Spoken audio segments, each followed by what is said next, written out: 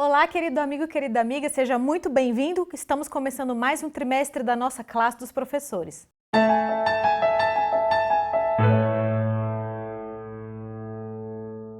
A lição desse trimestre tem como título Missão de Deus, Minha Missão, mas antes da gente começar, eu vou pedir para você ajudar a gente a divulgar o projeto da classe dos professores. Como que você pode fazer isso?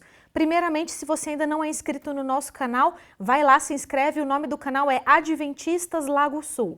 Não esquece de ativar o sininho das notificações para você saber quando tiver vídeo novo no canal. Curte nesse joinha que está aqui embaixo, compartilha esse vídeo e eu vou deixar um desafio para você. Compartilha agora, antes de continuar assistindo o vídeo, com pelo menos 10 pessoas para ajudar a divulgar o projeto. E não esquece de deixar o seu comentário aqui embaixo. Deixa o seu comentário, a sua percepção, o seu pedido de oração, coloca da onde você está assistindo, o seu nome. A gente gosta muito de orar por cada um de vocês. E aí eu quero deixar um abraço especial para algumas pessoas. O Tiago, de Manaus, no Amazonas, ele pede oração pela restauração do casamento dele e que Deus ajude ele a ser um marido de acordo com a vontade dele. O William Rezende, de Pimenta Bueno, em Rondônia, ele pede oração pelas filhas dele, a Daniela, a Kelly, a Giza e a Ana Clara. A Cecília Almeida, que acompanha a gente de Belo Horizonte, Minas Gerais, e o César Pinto, que acompanha a gente de Huila, na Angola. Muito obrigada por assistirem, por acompanharem, não esquece de deixar o seu comentário. Antes da gente começar, eu quero então apresentar para vocês os nossos professores. Lá na pontinha a gente tem a querida Vanessa Krominski. Bem-vinda, Vanessa. Obrigada, viu? Tava fugindo aí um pouquinho, estava descansando e estou retornando então à classe dos professores. Sorte nossa, obrigada, Vanessa. A Vanessa é doutora em educação e ela frequenta a Igreja da Asa Norte aqui em Brasília. Do lado dela a gente tem o pastor Hugo. Bem-vindo, pastor. Obrigado, é um prazer estar de volta com vocês. É um prazer ter você. Ele é pastor do distrito de Santa Maria Norte. E do lado dele a gente tem o Dalmo. Bem-vindo, Dalmo. É uma alegria estar aqui mais uma vez para compartilhar desse amor com todos. Amém. O Dalmo frequenta aqui a Igreja Adventista do Lago Sul e ele é o nosso diretor do Clube de Desbravadores Arcanjos da Luz. Eu sou a Jéssica, também sou membro aqui da Igreja Adventista do Lago Sul. Antes da gente começar, Dalmo, você poderia fazer uma oração para a gente, por favor? Vamos orar. Bondoso Deus, somos gratos, Senhor, por mais uma oportunidade de abrir a Tua Palavra e aprender mais de Ti. Obrigado pela Tua missão em nos resgatar. É o que aprenderemos nesse trimestre. Amém. É isso que eu te peço, te agradeço, em nome de Jesus. Amém. Amém. Amém. Muito bem, o título da lição desse trimestre é Missão de Deus, Minha Missão. E o título da lição desta semana é A Missão de Deus nos Alcança, parte 1. Muito bem, a lição desse trimestre tem esse título. O título fala justamente sobre a missão de ir pregar o evangelho, a todos os povos. E o autor da lição, ele começa trazendo uma coisa interessante.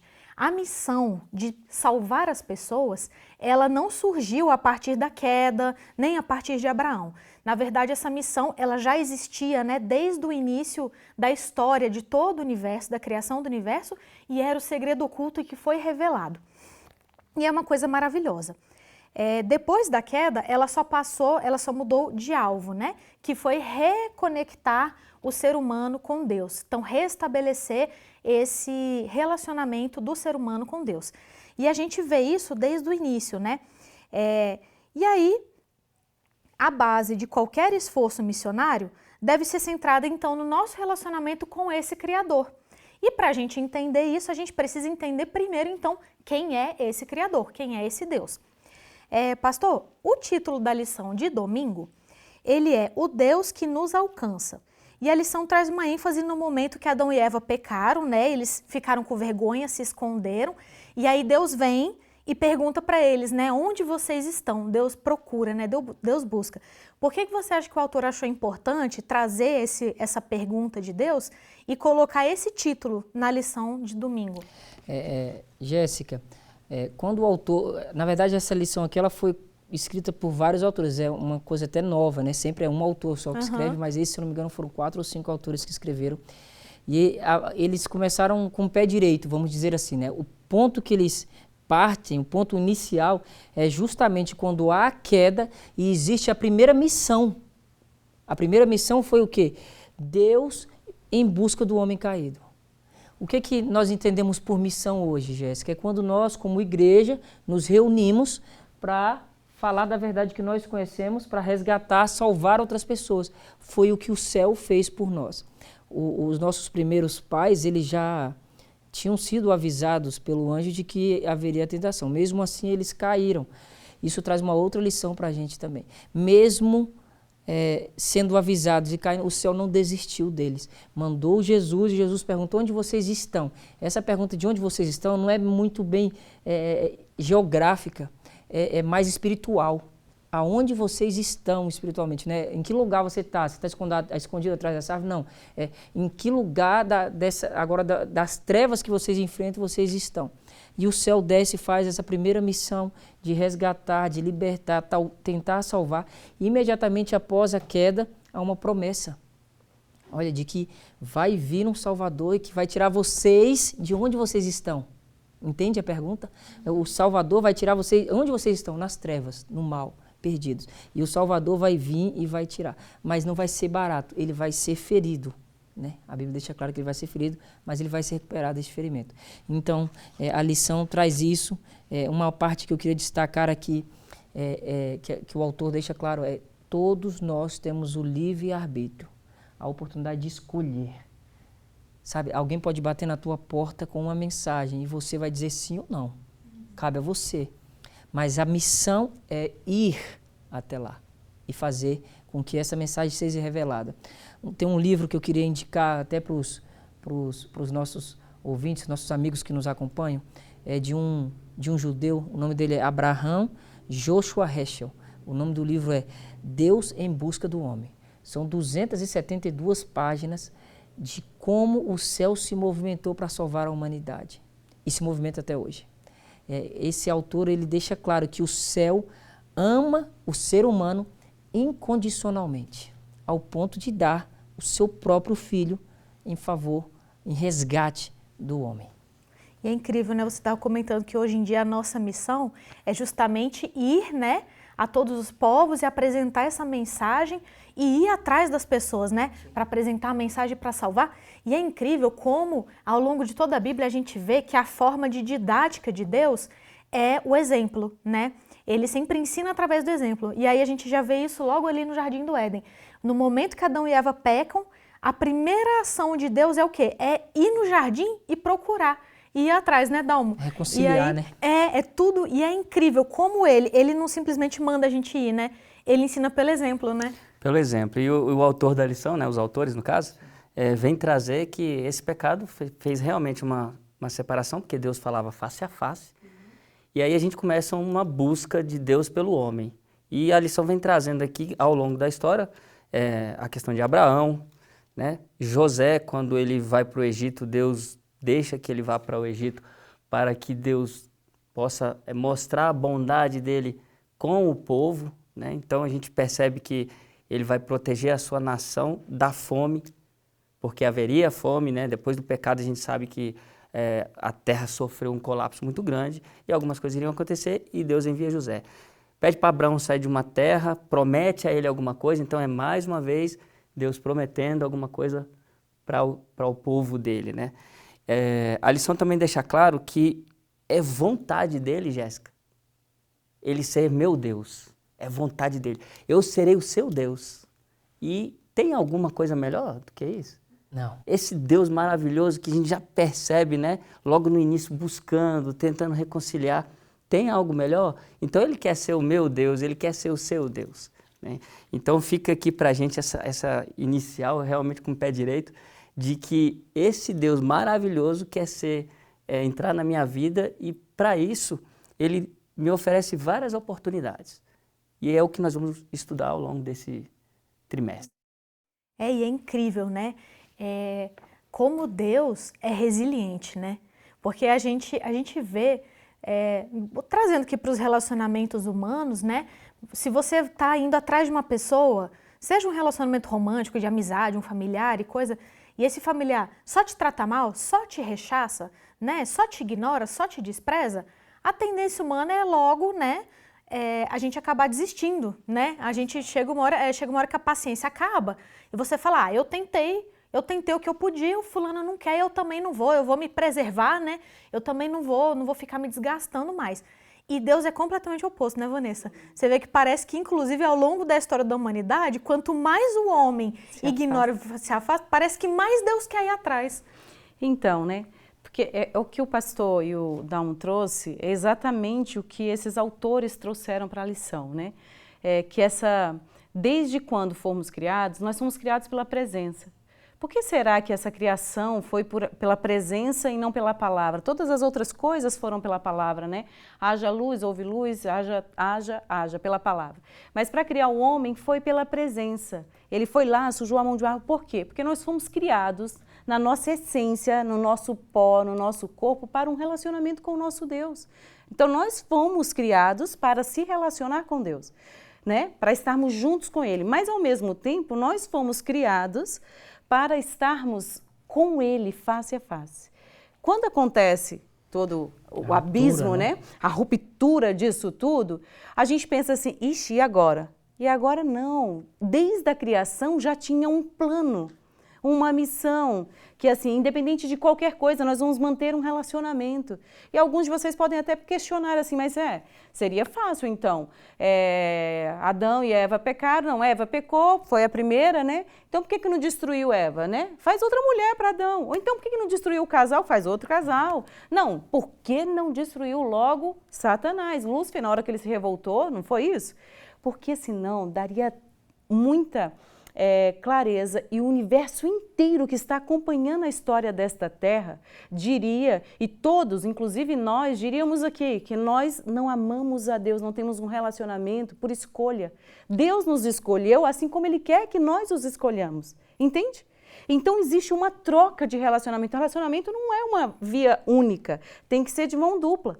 Não é isso? Tem que ter essa troca. Só que se Deus destruísse Satanás, ou se Deus destruísse Adão ou Eva e refizesse tudo de novo, perfeitinho, bonitinho, e aí o universo todo ia dizer, não, ele é arbitrário. Servimos por medo. É medo. Não, não é por amor, é qualquer outra coisa menos relacionamento, porque é por escolha. Então a escolha, o livre-arbítrio que foi nos dado lá, foi rompido também, porque quando a gente está em pecado, e que aconteceu tudo isso, né, que a gente traz aqui, foi desfeito o nosso relacionamento com Deus. E daí de Gênesis a Apocalipse, inclusive como o Dalmo trouxe ali, vem Abraão, vem José, vem todo mundo. Vai depois Moisés e todos os outros vieram para quê? Inclusive nós hoje, tentando a Bíblia o tempo inteiro mostrando o quanto Deus quer restaurar esse relacionamento que foi rompido. Porque a Eva, em amizade com a serpente, ficou amiga da serpente e aí ficou inimiga de Deus. E agora Deus está tentando restaurar esse relacionamento. E Ele jamais vai desistir, porque o amor não desiste. Tanto é que Ele mandou quem? O seu Filho unigênito, que já estava no plano, para morrer por nós. Ou seja, não tem amor maior do que esse, como diz a Bíblia, e como o universo inteiro está nos assistindo. Ele entregou seu próprio Filho para que nós pudéssemos restaurar o nosso relacionamento com Ele. E a existência, né, Vanessa? A existência disso tudo é prova do amor dele. Porque se ele quisesse, ele simplesmente fazia tudo Novo de desaparecer. Novo de novo. Tudo. Menos uma coisa, a consciência dele e o amor dele. Exato. Então isso a gente sabe, é da natureza dele. Então Não tem como nem a gente compreender. A existência do pecado, e isso é uma prova do amor dele. É verdade. E aí, inclusive, entrando nisso, né, falando um pouco, uma coisa que a gente ouve muito, né, além das pessoas, porque também tinha gente que falava, né, que da mesma forma que tem gente que fala que o Deus do Antigo Testamento era um, o Deus do Novo Testamento é outro. O Deus do Antigo Testamento era cruel, ele destruía, mandava matar, e diz matar até os animais e as crianças, olha só que coisa horrível. E o Deus do Novo Testamento é outro Deus, que é bonzinho, que é coisa... Da mesma forma, tem gente que alega que Deus antigamente era muito mais presente. Você fala, nossa, mas olha aqui, você vai ler a Bíblia, olha só, é dilúvio, é animal entrando na arca, é o mar vermelho abrindo, é aquela coisa maravilhosa, cadê os milagres de hoje em dia? Que volta e meia, assim, de vez em quando você ouve falar de um milagre, de outro, tal, mas nenhum é um mar vermelho abrindo, né? Um povo inteiro, mais de 1 milhão de pessoas atravessando e tal. E aí tem gente que alega, então, que o Deus de antigamente era muito mais presente e que o Deus de hoje em dia é um Deus mais ausente, que está mais, né, como espectador. O que você diz disso, pastor? Eu vou responder com outra pergunta, né? Será que o problema é com Deus ou é conosco, né? Será que os milagres de Deus, eles pararam, cessaram, ou eles acontecem numa outra ótica? Hoje nós não precisamos ver o mar abrir para que o povo de Deus passe, porque não tem perseguição. Então o mar não vai abrir. Não tem ninguém indo atrás do Dalma aqui, olha, se ou você não é escravo. Ou você nega o seu Deus ou você vai morrer. Então assim, mas existem milagres, e são milagres atuais. Milagres de pessoas que têm um encontro com Cristo, milagres de pessoas que são convertidas por um sonho, milagres de cura, tem milagres de cura, mas eu penso que vai chegar o momento, Jéssica, em que o ápice do poder de Deus vai ser revelado a essa geração. E vai ser nos últimos segundos deste mundo. Aí Deus vai estender o seu braço, como a Bíblia diz, o seu braço, sua mão poderosa, sua destra poderosa, e os milagres vão cair. Os milagres não cessaram, eles continuam acontecendo. O milagre é o dom da vida, o milagre é uma conversão, o milagre é um sonho de um muçulmano que aceita Jesus através da revelação que foi dada a ele na noite. Esses no caráter, são modificações, pessoas que estavam totalmente perdidas e têm um encontro com Cristo e se tornam outras pessoas. Isso é ou não é um milagre? É um milagre. Mas tem uma questão que é o seguinte também, que a gente pode considerar. Quanto mais tempo distante de Deus, mais desfigurado nós vamos ficando. E quanto mais desfigurados, porque nós fomos feitos à imagem e semelhança de Deus. Quanto mais vai passando o tempo, mais difícil fica da gente se aproximar de Deus e permitir que os milagres aconteçam. Porque lá no passado Deus podia estar mais presente porque se colocava o pé na água. O cajado, simbolicamente. Hoje nós somos tão desfigurados, tão afastados, e o abismo continua tanto, quanto mais o tempo passa, mais desfigurados estamos, mais doenças vêm e tal. Lógico, tem pesquisas científicas que provam pra gente que o conhecimento se multiplicou, que a gente vive um pouquinho mais, que a gente tem algumas curas, assim, muita coisa aconteceu, mas nada disso me aproximou verdadeiramente de quem? De Deus. Pelo contrário, nós continuamos no abismo, que aí nós já falamos, né, esse abismo de separação. Então nós estamos meio que desfigurados e não conseguimos ver. Quem vai conseguir ver um milagre? Será que você consegue ver os pequenos milagres?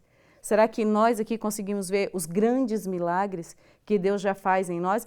Por exemplo, quem escreveu essa lição foram os autores que coordenam os centros de missões. Eu imagino quanto, e eu assim, percebendo em algumas missões que eu já realizei, o quanto é maravilhoso e é miraculoso mesmo as pessoas encontrar essa história de Jesus, essa verdade que para você talvez é tudo só mais uma historinha, e talvez você está assistindo aqui com a gente, está falando, de novo essa história, mas para essas pessoas é a história de transformação, de redenção e de salvação.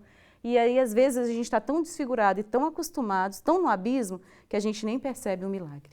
É verdade. E uma coisa interessante é que os milagres acontecem, só que às vezes existem lugares do mundo em que certos milagres são mais necessários do que outros. E mais impactantes, né? E mais impactantes. A gente, por exemplo, a minha família toda é de missionários, né? Tem muitos missionários na minha família. Meus tios moraram mais de 30 anos na África, né? E eles viram coisas assim que o meu tio falou, Jéssica, tem coisa que nem adianta a gente contar. Porque se a gente contar, ninguém acredita, nem quem é cristão que diz que acredita em milagre, acredita. A gente só acredita porque a gente viu, porque a gente passou. Presenciou porque isso, né? Porque se a gente contar para as outras pessoas, mesmo aqueles que são cristãos, que dizem que creem piamente em milagres, se a gente contar, a pessoa vai falar, pescador. História de pescador. E são realidades muito diferentes. Na África, por exemplo, para vocês terem uma ideia, a feitiçaria é uma coisa muito forte, né? E aí, tanto é que é uma coisa tão cotidiana que tem países da África que existem leis contra a feitiçaria. Na Angola, por exemplo, não sei hoje em dia, mas até alguns anos atrás tinha uma lei de que era proibido assassinar alguém através de magia negra, de feitiçaria. Então você vê, era uma coisa tão corriqueira, comum, que está nas leis, entendeu? Aí quando você vira para uma pessoa e fala, por exemplo, assim, na África as pessoas colocam a pessoa na garrafa. A gente fica, Como assim coloca a pessoa na garrafa? Isso não existe.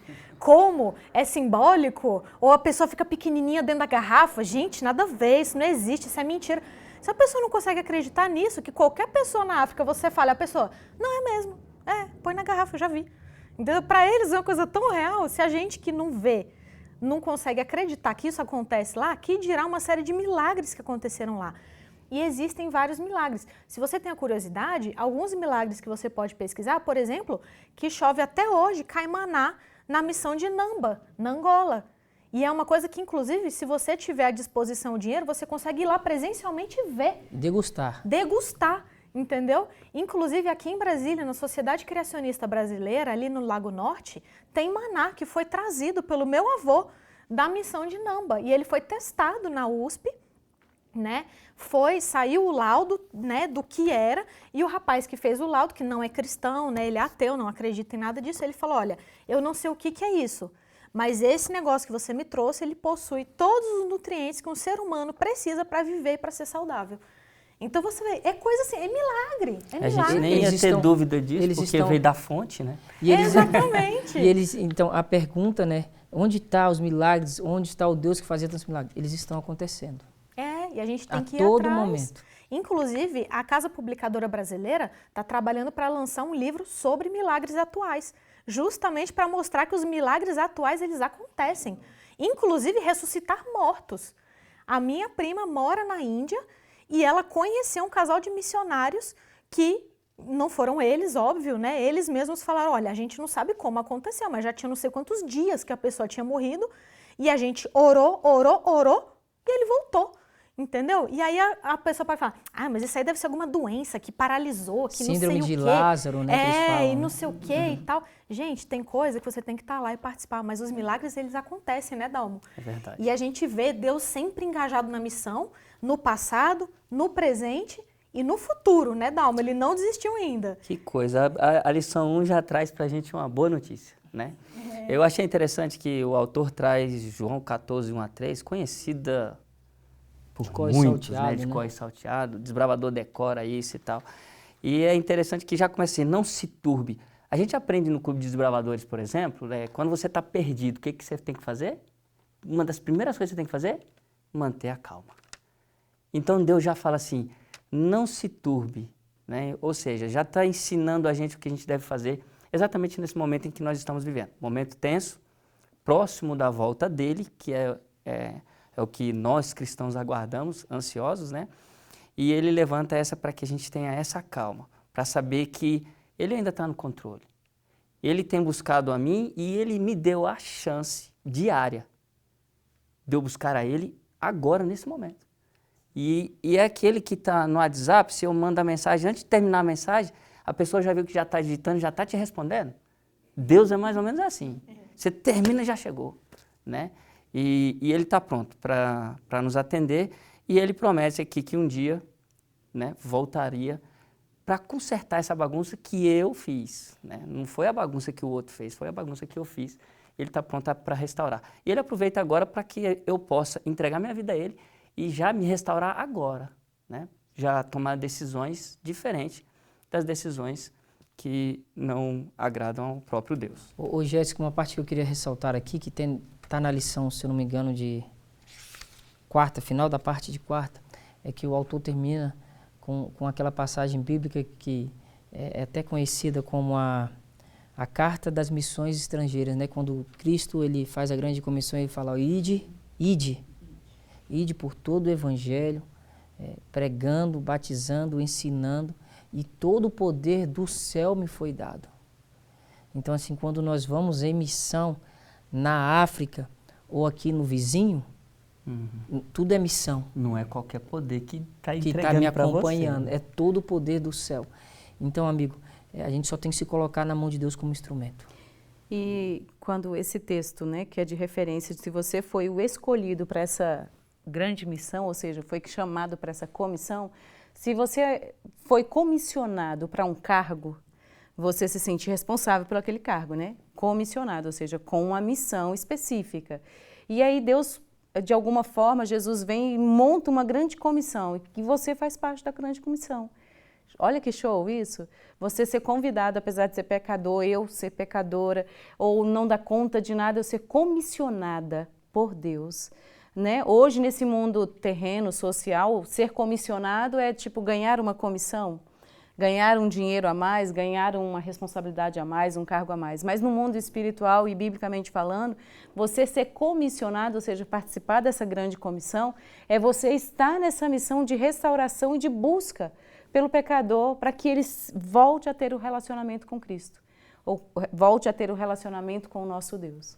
Olha que lindo. E aí uma coisa, para a gente encerrar, né, eu queria trazer de volta até uma coisa que você comentou, Vanessa, que é uma citação que está aqui na lição. Se você tem a sua lição, pausa rapidinho, se você ainda não está com ela, pega a sua lição, abre no Estudo Adicional na sexta-feira e vem ler comigo esse primeiro parágrafo que está no livro O Desejado de Todas as Nações, página 11, que diz assim: o plano de nossa redenção não foi um pensamento posterior, formulado depois da queda de Adão. Ele foi a revelação do mistério guardado em silêncio nos tempos eternos. Romanos 16, 25. Foi um desdobramento dos princípios que, desde os séculos da eternidade, têm sido o fundamento do trono de Deus. Desde o início, Deus e Cristo sabiam da apostasia de Satanás e da queda do ser humano mediante o poder enganador do rebelde. Deus não determinou a existência do pecado, mas previu-a e tomou providências para enfrentar a terrível situação. Seu amor pelo mundo era tão grande que decidiu entregar seu Filho unigênito para que todo que nele crê não pereça, mas tenha vida eterna, João 3,16. E aí, a Vanessa até comentou, né, que um questionamento que as pessoas fazem é justamente esse. Por que Deus não destruiu Eva, ou Adão e Eva, ou o próprio Satanás? Porque aí você comentou, né, que o universo ia ver e ia começar a obedecer por medo. Aí tem gente que fala assim, mas e se ele destruísse Satanás e fizesse todo mundo esquecer que Satanás já existiu? Ninguém ia saber. Ele ia saber, né? Exatamente, mas né? ele saberia e o universo nos assiste. Se você perceber, as histórias do mundo, a história do mundo, e as histórias que são contadas em Hollywood, as histórias que são contadas em tudo quanto é lugar, tem sempre uma coisa que é a luta do bem contra o mal.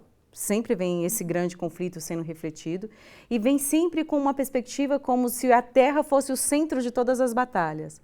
E aí você fala assim, nossa, é só ficção. Não é não.